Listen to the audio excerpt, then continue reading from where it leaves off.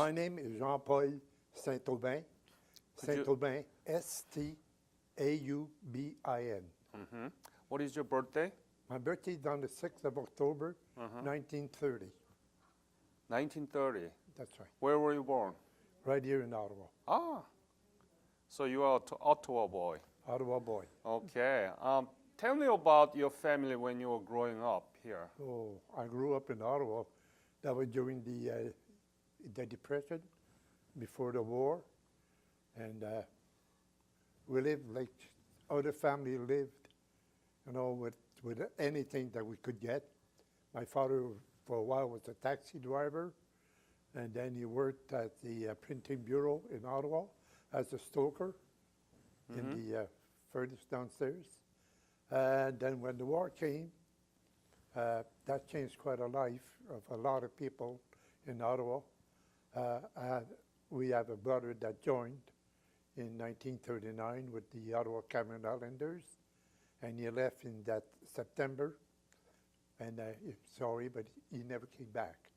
Oh. He was killed on the 9th of June, 1944 in France. France. Yeah. Then after that, well, I grew up in Ottawa. I worked for the government. Well, tell me about the school before you talk Oh, about well, I your went to job. school. I went up to Breakout school, which was a French Catholic school. Then I went up to the Académie La Salle, which was again a high school till grade 10. I left there, and then I started to work at the government. I worked for Veterans Affairs up on Carling Avenue. Ah. Yes, and I guess that's where I got a bite of the armed forces, probably. We were sending out the medals for the World War II veterans, so that was part of our job to line them up on a big table where the people, we had ladies stuffing them into bags and then shipping them out to the veterans. So that was part of my job there. Then I went to work for the RCMP in Ottawa as a clerk, and that was back in 1950. Then when the war came in Korea, I joined the armed forces in 1951, January 1951. I did my training in Valcartier, Quebec, as I was with the Royal 22e Regiment, which is a French-Canadian regiment. Which Royal Bandu? Well, Vendu, yeah. Vendu is the Royal 22e Regiment. The Vendu name comes because the English people could not say 22. So they translate it as Vendu. It is quite normal now that everybody, when they talk about the Royal 22e Regiment, it's the Vendus. We have a well-known name for that. So it's a French connection. It's a French, oh yes, yeah, yeah, it's a French connection with the English people. Okay, that's a good combination, huh? Oh yeah, yeah, really, yeah. So let me ask this question. When you were growing up and when you studied in high school, did you know anything about Korea? No, never heard of the country. Never heard of the country of Korea. Never? No, not in school anyway. I never heard about Korea until 1951 when I joined the armed forces. Really? Yeah, I didn't know where it was. What about Japan or China? Have you heard about them when you were we had growing heard up? about Japan and China on account of the war. Did you learn from the school about No. Japan or China? No, we never did. No, we learned about the Canada history, English history, but other countries, the American, the bit of American. First of all, we wanted to learn about our own country, which So you knew nothing about Asian country, including Korea? No, we didn't. But the only thing we knew was Japan during the war and China. But that was about the only one. Then Russia and places like that. What did they teach about America when you were growing up in your high school? Over the president of the United States and how many states they had, stuff like that. But it wasn't that much, is all, compared to what they were trying to teach us in into the Canadian history of the provinces and the prime ministers and the ministers of the provinces and so on. I think we had a better education of the Canadian history in our time than what they do today, because we learn about the Cartier coming up to discover America, and Champlain discovered Quebec, and so on. Then during the war, we learn a bit about the war, the Second World War, into the classes. How did you come to know of the breakout of the Korean War? How did you come to? Did you know about the Korean War when it was in 1950? Well, we heard about the attack of the communists attacking in July. Were you thinking that you might go into that war? No, never thought of it. You didn't want to. Nobody wants to go to war. It's not the idea I didn't want to. It's just that I didn't really know if we were involved in it, because Canadians only got involved around September. So I mean, and that's when they formed the Special Brigade, the 25th Brigade.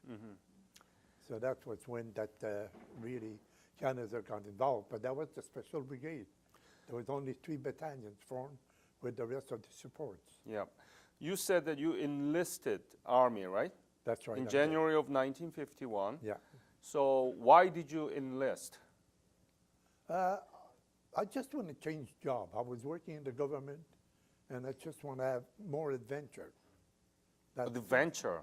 Well, yeah, adventure, something else. My brother had been into the armed forces, and I had a brother that served a little bit into the Second World War, But he was killed in France. Yes, he was killed in France. You might be killed again in Korea. Oh, well, I could have been killed here in Ottawa. That's right. You never know. When your time is up, your time is up. I learned that in Korea too. So where did you go to receive basic military training? Valcartier, Quebec. Quebec? Yeah. For how long? I was there from January, then until May, when we went to Wainwright, Alberta. And then we came back from Wainwright at the late of August. And I was shipped to Korea in October. October of 1951. October 1951. But we stopped in Japan. Yeah, but where did you leave from? Did Quebec you go City. to Quebec City. We left from Quebec City. City to where? To Vancouver. Vancouver, right? Seattle. From Vancouver to Seattle. That's where we took the ship. So from the Fort Lewis? Yeah. Okay. No, not Fort Lewis. Or was from the Seattle? Yeah. Okay. No. I didn't go to Fort Lewis. Okay. Fort Lewis was for the Special Brigade. That's where they trained. But we trained in Quebec and in Wainwright. What was your specialty? I was a pioneer. What does that mean? Pioneers, it's a hard job. It's something like the engineers. We do work to repair maybe roads during the war in the front line, but mostly it's for mines, booby traps, and stuff like that. To get rid of those mines? Well, get rid of them and lay them. We laid minefields and so on in Korea. That's a very dangerous job. Well, that to be done. Let me just ask a question. JP, what battalion were you? I was with the, the 3rd Battalion in Wainwright. Then I was with the 2nd Battalion in Korea for 6 months. Then I did 6 months with the 1st Battalion. Okay. That's important because that special brigade. Yeah. Oh, yes. Yeah. So JP was one of the first Canadians over there then. So did you get any special training to do so, to demining and so on? Yes. Tell me about those special Well, training you received from Canada Yeah, before you left Korea. Yes, that was done up in Wainwright at a place where they call the Park Farm with the engineers. They're the ones that trained us, the engineers, how to lay the minefields and take care of booby traps here and there. And dig holes, repair roads, do culverts and stuff like that. That was part of the journey. That was about a month training. How many were of you in your battalion? The pioneers. Well, we were a platoon. Platoon. A Okay. platoon. Well, we were never 30 or 32 men. Mm-hmm. When we were 25, 26, we were lucky to be that most. Did you know that you're going to go to Korea when you received that basic special training? Yes, because they asked if I volunteered, and I volunteered to go You to did Korea. volunteer? Yes, I did volunteer to go to Oh my Korea. goodness. Never be afraid of being killed? Like I said, could happen anywhere. What did your family react to that? Well, my father wasn't too happy because seeing that he had lost a son in the Second World War, Yeah. and I was almost the only one left. I had another brother, but he was older. I was the baby of the family. And we were 9 in the family. What about your mom? My mom had passed away in 1942. So I was raised by my sisters and so on. Did you have a girlfriend at the time? Oh, yes, I did, yeah. She waited for me until I came back. She waited? Oh, yeah, she waited. Very nice. And 3 months after, I was dumped. Really? No, yeah, but it was. Well, so how did she react to your decision to go to volunteer to go to Korea? Well, she didn't mind because she had 2 brothers in the armed forces. One of them was an RCR, and the other one with the Signal Corps. So you never imagined that you would be in Korea, the country you never knew before. No, I never did until that we volunteered and we heard about Korea in the training that we did. We prepared training to go to Korea. Were there anything, an episode that happened on the way to Vancouver from Ottawa, Quebec? No, just You went through train, right? Yeah, by train. Anything happened in that no, train? No, nothing special. Because we were about 50 or 60 of us. That's all there was. So we were just a small troop train that was going through. We stopped in Winnipeg, and they took us out for a walk in Winnipeg, and then got back on the train up to Vancouver, and then from there to Seattle. It's about 4 days, right? Approximately that. Yeah. 4 What days. did you do in 4 days inside the train?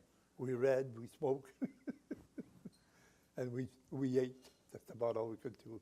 We slept in the bunks. So let's talk about Korea. Tell me where you arrived. I arrived in Korea right after the Vandus had their big battle on 355. That was in November. I got there 2 days after. I was in Nipambara training for Korea in Japan when they asked for volunteer as replacement to go to Korea. So I figured it wouldn't be worse in Korea than what it was on to training in Japan. Where did you arrive in Korea? We arrived in Curie. Curie? No, we left Curie, and we arrived in Busan. Busan. Yeah. That was in October. No, November. November. Yeah, late November. And tell me the first scene of Korea that you saw in Busan. Describe it in detail. Tell me about the street, buildings, scenery, trees, anything. People. There wasn't too much trees or too many buildings left at that time. Seeing the people the way that they lived. You know, we couldn't imagine that people had lived like that. We had seen things from the Second World War, but seeing it by yourself, the way the people were coming and trying to beg for food, and the children running around, you know, half naked. It was hard to believe, it was hard to take. But then we got off, as soon as we got off the bus, the ship, we were transferred up into trucks, and we were drove up to BH Long. So tell me more about the people you saw. Were they really hungry? And Well, yes, yes, give me well- the full descriptions. Well, the full description, I mean, when you see people that are thin, that, you know, compared to what you are, you know, that you know that their malnutrition is very poor, that they don't have any food, And when they come begging for food, when you're eating half a sandwich and you give it to them and they devour it, then you know that there's something wrong somewhere. What were you thinking about that? Well, there's not too much that you can think about, except that it's very awful, to see people doing that, because we're not used to that. We were not used to that here in Canada or anywhere. It was just the idea of seeing people almost starving, children, with the mama san with the baby on their back. And then when we went through the up to our battalion, we saw the mama san working in the rice fields, carrying in the babies, and doing that kind of labor. So it's a very contrasting picture between Canada, Oh, life yeah. in Canada and life. Well, you wouldn't see a woman like that in Canada working in the field unless they were working on the farm, and even then. So where did you go from Busan? From Busan, we went up to the BH-Lawn. From BH-Lawn, we left some of our equipment there. What do you mean by BS law? BH-Lawn, well, the battalion is divided into three. There's the BH-Lawn, which further back is about 25 miles. Then there's the AS-Lawn, which is closer, and then there's the battalion headquarters, and then there's the front line. Front line. So Yeah. you were in front line. Oh, yeah. Yeah. Do you remember the name of the camp? Was it closer to I cannot remember, because we only went by numbers. Our numbers was 52. 52? Yeah, that was the Van Du's number. Uh-huh. But the names of the place, I don't recall them. Okay. And tell me about what you did at number 52. Who were with you? And were there American soldiers or? Oh, no. They were strictly Canadians. Mm-hmm. No, we were only Canadian soldiers. And I was introduced to my platoon sergeant as a pioneer. Mm-hmm. And then that's when we started to live in the dugout and trenches. We spent, I think it was two months and a half in there before we went back to reserve. We laid some minefield the next day. We laid a small minefield. Then after that, once in a while, we were called to take a patrol out through the minefield. Mm-hmm. Sometimes we had to wait for them until they came back. And two or three times after a bombardment into the minefield, we would go out and check the warriors to make sure that the warriors were not cut, to show that there was a minefield there. So they shell to the minefield Oh, yeah, to demining, and then you go there and to check again. Yes, oh yeah. But I mean, some of them were coming on our heads too. I mean, they were shelling us, but some of them were short. They went into the minefields or the outpost. So there must been around, you arrived on the front around early December. Must be very cold, right? It was cold. Tell me about it. Well, we live into a dugout, which was made of clay, just clay with just two slabs. I went with a guy in his dugout. His name was Daragon, and Did you have a roof?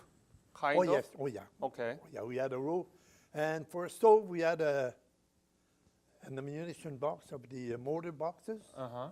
which we cut a piece off to make the handle, and then we had a stovepipe made of the shelling casing, and we had a gas tank on top with a conductor going through a nesting tin full of sand. That's how we kept warm, with just a drop of gas in the sand. Do you remember you were in the center or west or east? Well, we were in front of 355, so I think that would be 255? 355. 355. Yeah, that was a. What was the most difficult thing during your service there? Well, it was a patrol that we made. It was in June 23rd to the 24th, which it's around Saint Jean-Baptiste Day. That's 1952, right? 1952, yes. Uh-huh. We were 40 of us that we left.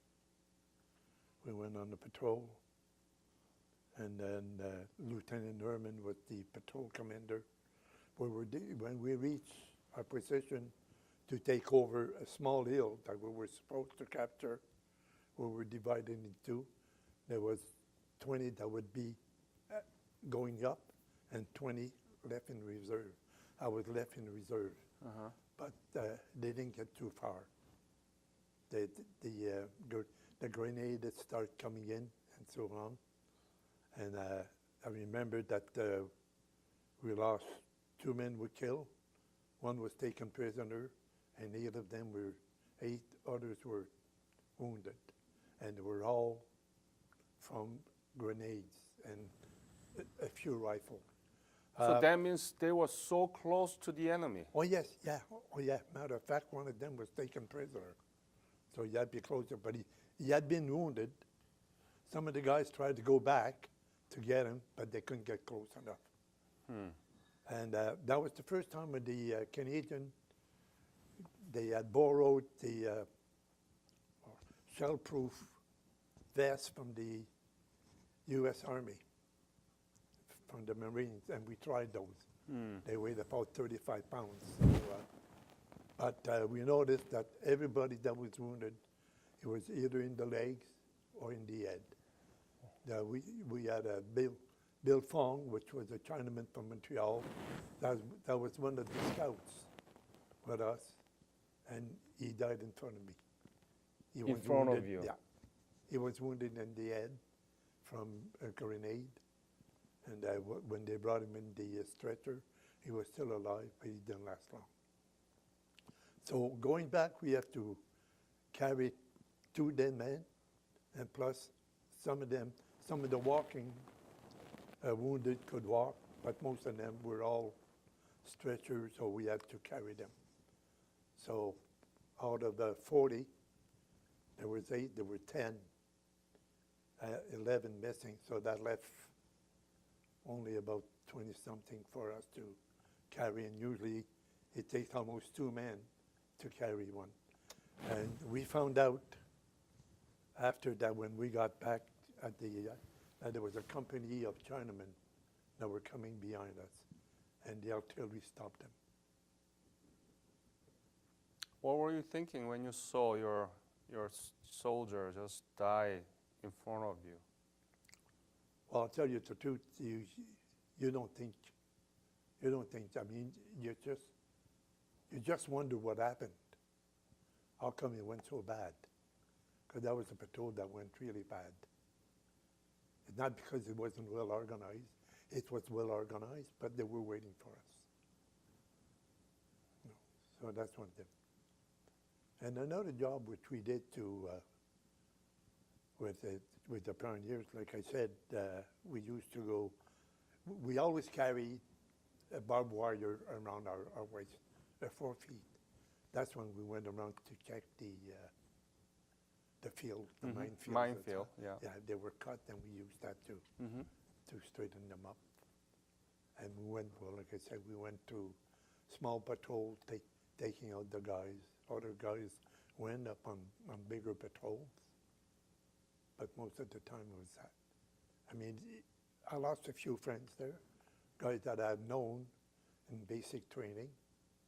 And one from my platoon was killed about 2 days before I left to come back to Canada. Oh. Did you write letter back to your family? Oh, yes, yeah. Whom did you write to? Well, I wrote my girlfriend, my What father. what was your girlfriend's name? Claudette. Uh-huh. And then I wrote to my dad. I wrote to my sisters. I had 5 sisters, so I had to write a lot. But I didn't write every day.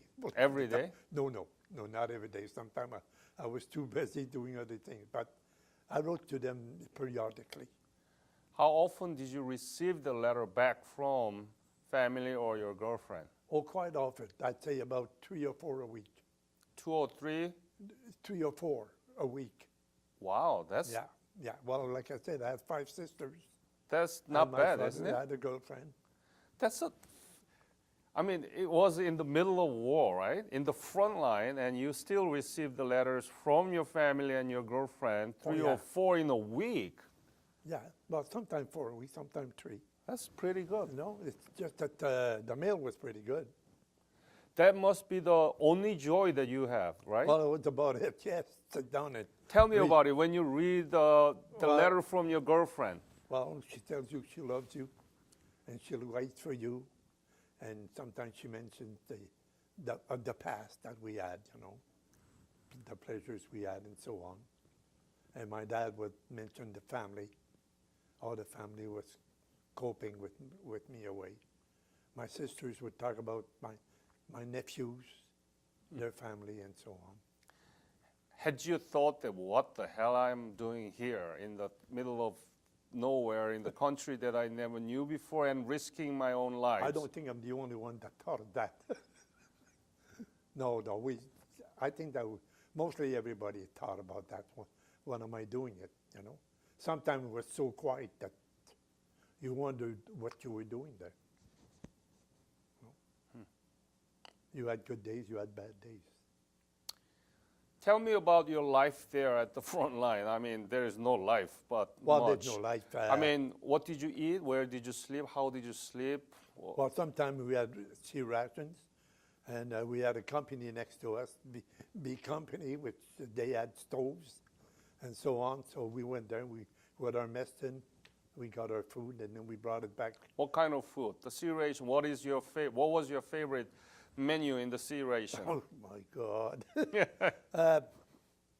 Not the beans and lima beans, that's for sure.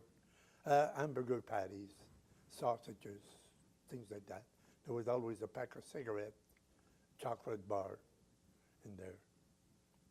But most of the time we ate at the mess, at the kitchen. We didn't eat there, we just went there. We went and got our food, then we brought it back to our dugout and we ate there. Did you sleep in the sleeping bag or what? And what? Where did you sleep? Sleep? Yeah. Well, we slept in the dugout. So did you use sleeping bags? No, we didn't sleep in sleeping bags. You had a blanket. Yeah, we had a blanket, we had a sleeping bag we slept on top because we had heard about what happened with the American. There's a full company that was bayoneted while they were sleeping in their sleeping bag. So we were told not to sleep in their sleeping bags. I see. Were there any Korean people? Oh yes. We had Tell me some, about them. well, we had some that came over and helped us dig the trenches. It was the first time I ever seen. You mean the catcoms? Yes, I think there were some of them, yeah. Yeah.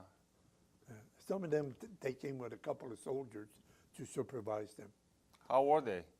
Oh, they were good workers, but it's the first time I've ever seen anybody digging 3 people with 1 shovel. They had a round shovel, one of them would put it in, and 2 others on a rope would pull. Oh, yeah. I know that. Yeah. That's pretty effective. Yeah, it's effective, yeah. Yeah. But they weren't too fast, though.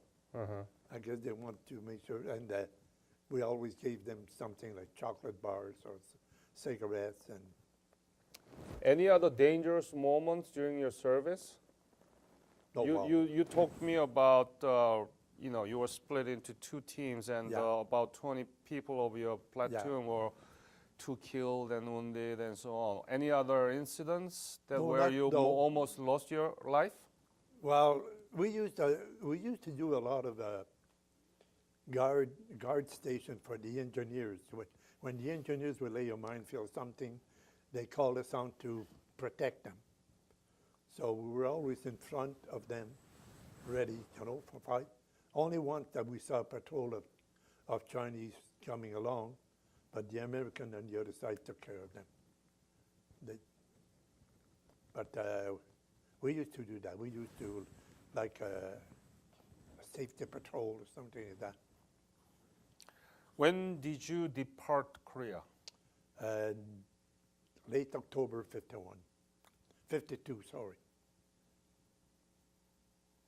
It And was around the 28th to 29th. where did you go? Well, we went to Japan, Churi, Japan. And from there, well, we went back home by ship. We were there about a week or two in Japan to get new uniforms, try to look more human. More like a human, right? Yeah. Yeah. What did you do after you returned from Korea? Well, I had some leaves there in Ottawa, and then I went back to my regiment, and I stayed with them for 25 years. Ah. And I did a career with the armed forces. you retired? I retired in 1976. So tell me about the impact of your service in the Korean War upon your life. What kind of impact? What makes this war of you? I think it showed me a lot of, what would you say, not danger, but a lot of grief among people. Do you have a still nightmare? No, because when I came home, I tried to put away Korea completely on my mind. It worked up a bit. Why? Why you didn't want to Why? remember? Why have sad moments in your life when you don't have to? You know, anybody that can forget, I think that is a good thing. I forgot some, but not everything. There's still a few things in my mind. Sometimes I don't wake up at night screaming. That's for sure. When you left Korea, had you thought about the future of Korea? What would be like? Oh no, never thought of it. Never thought. Mind you, I was glad when we formed the association here in Ottawa. The embassy was very, very nice to us. They are still very nice people. The community, the Korean community, they're very, very good to us and everything. We're invited to their New Year's party and everything like that. Tell me about the Korea you saw in 2003 and compare it to that of 1952, 51. Whoa, there's no comparison. I mean, first of all, Seoul was just rumbled when we went through it. And now when you get there and you see building taller than what we have here, no, you can see that the people have really worked their way up to what they are today. So we're glad in the sense that we helped them to do that. We hope so anyway. Oh no, it was a tremendous affair. Mind you, we had to go a lot, on buses, and everywhere we went, we were welcome, we were well respected and everything. But it was a big change in the environment, we went through Kapyong and we went up to the lookout post. Were you in Gapyeong during the war? No, it's not. Uh-huh. No, that happened before. Before? No, it happened After, actually. Yeah. So, It happened in 52, Kapyong. yeah. So, you were not like believing your eyes to see the Korea. Oh, no, the changes, no. I'll tell you, it was more modern over there than what it was here in Canada. With the train rides there, so that was amazing to get on the train and fly. And the subways and all that. And going onto the street, and all the shop under the streets and so on in Seoul. That's amazing. So were you proud of your service? Oh, yes, darn right. I said, I helped to do that. Yes. Yeah. Yeah. We could not do that without your fight for us. Well, I think it was an honor for us to be there to help you people.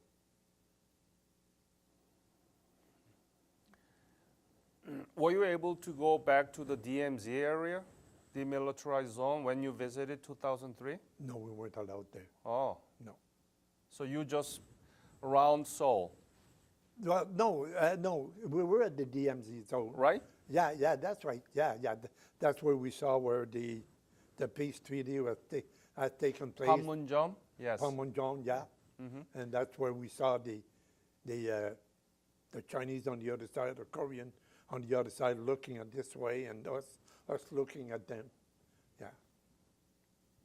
You know, Canada and Korea, we didn't have any relationship much before the Korean War. No.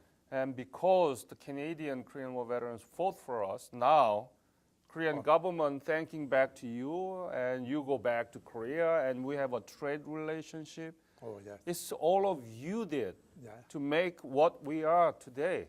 Oh, and well, we're proud to have done it. You know, mind you, it was a country we didn't know.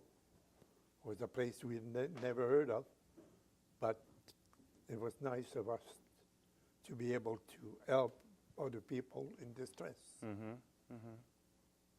So this is great to hear directly from you about the Korea in 1950 and the Korea in 2013. Oh, yeah, geez.